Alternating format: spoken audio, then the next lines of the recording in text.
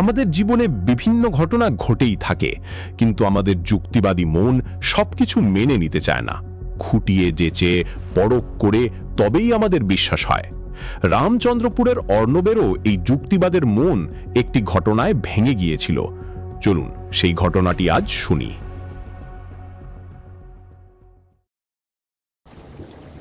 বর্ষার শেষ দিক। পশ্চিমের আকাশে কালো মেঘ জমে আছে। সন্ধ্যা নামতে না নামতেই চারপাশ অন্ধকার হয়ে গেল।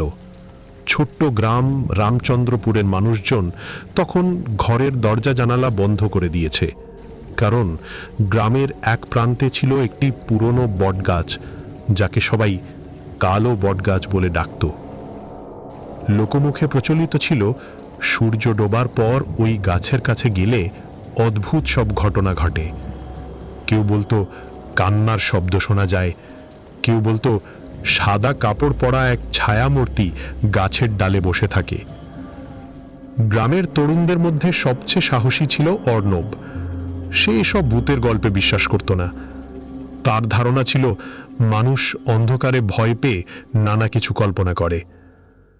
একদিন সন্ধ্যায় চায়ের দোকানে বসে আড্ডা চলছিল। অর্ণব, তুই যদি এতই সাহসী হোস, আজ রাতেই কালো বটগাছের নিচে গিয়ে 1 ঘন্টা বসে থাক, বলল তার বন্ধু সুমন।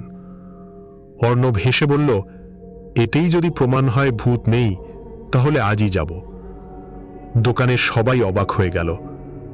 গ্রামের বৃদ্ধ হরিদাস কাকা ধীরে ধীরে বললেন, বাবা, সাহস ভালো জিনিস, কিন্তু সবকিছু অবহেলা করা ভালো নয়। অর্ণব হাসল, কাকা, আমি ঠিক ফিরে আসব। রাত 10টা, হালকা বৃষ্টি পড়ছে। হাতে টর্চ আর মোবাইল নিয়ে অর্ণব একাই রওনা দিল কালো বটগাছের দিকে। গাছটি গ্রামের বাইরে পুরনো এক পুকুরের ধারে দাঁড়িয়েছিল। যতই সে কাছে এগোতে লাগলো, ততই আশেপাশের পরিবেশ অদ্ভুত লাগতে শুরু করলো। ঝিঝি পোকার ডাক হঠাৎ থেমে গেল। বাতাসও যেন স্তব্ধ। গাছের কাছে পৌঁছে অর্ণব মোবাইলের সময় দেখল। রাত 10টা 10।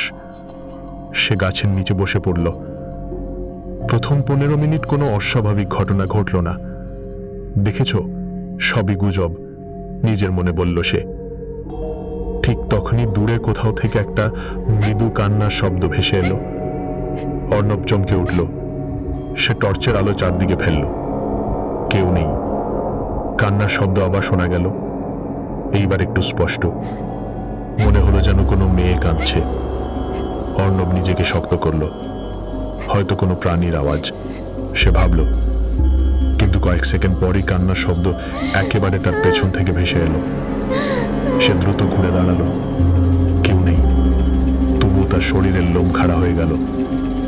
ঠিক তখনই গাছের ওপরের দিক থেকে একটা শুকনো ডাল ভেঙে মাটিতে পড়ল। ধপ।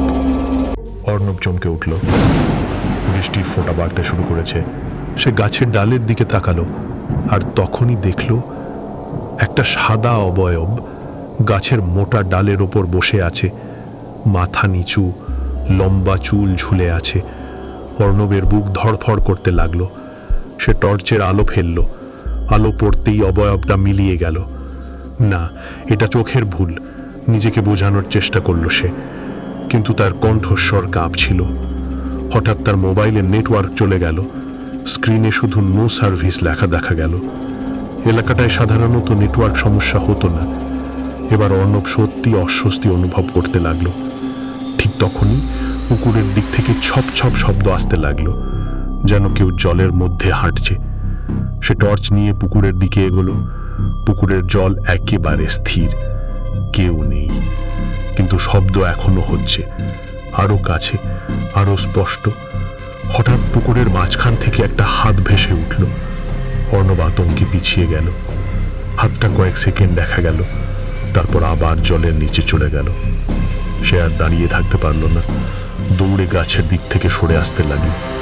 কিন্তু অদ্ভুত ব্যাপার হলো, যতই দৌড়ায় ততই মনে হয় সে একই জায়গায় ঘুরপাক খাচ্ছে। কালো বট গাছটা বারবার তার সামনে চলে আসছে। বাম দিকে গেলেও গাছ, ডান দিকে গেলেও গাছ। সে হাঁপিয়ে উঠল। এটা কি হচ্ছে? হঠাৎ তার কানে একটা ফিস ফিস শব্দ ভেসে এলো। থেমে যাও। অর্ণব জমে গেল।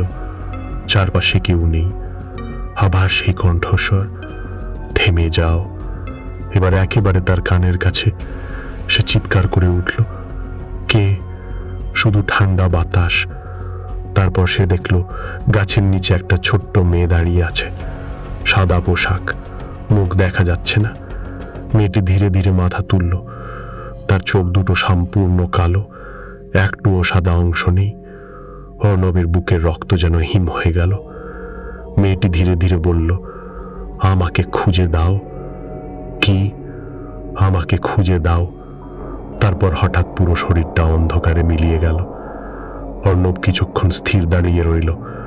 তার মাথা ঘুরছিল। সে আর দেরি না করে প্রাণপণে দৌড়ে গ্রামের দিকে ফিরে এলো। পরদিন সকালে গ্রামের সবাই তার কথা শুনে হতবাক।